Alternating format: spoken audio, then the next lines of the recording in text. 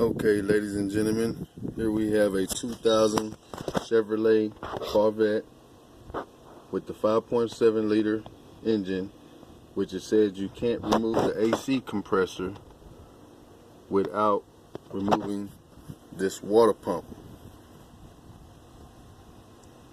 However, I just removed the AC compressor by only removing this thermostat housing and thermostat.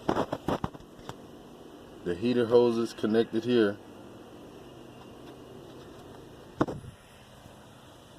The line running from the dryer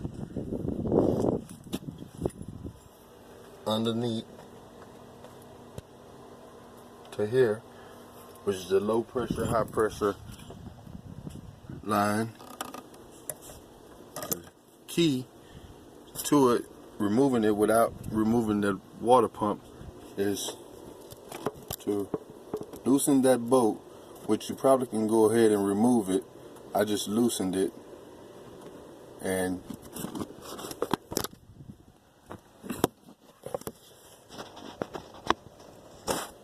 I jacked up the engine a couple of inches, maybe an inch, and I was able to remove the compressor from between these inlet and outlet, between the rack and pinion right there. Came up right through here. You may have to twist it and twirl it, but you can get it out, and it will save yourself a couple of hours without having to remove this water pump. I did have to remove the lower hose. I just stuck it out of the way down there. It's attached to the thermostat housing.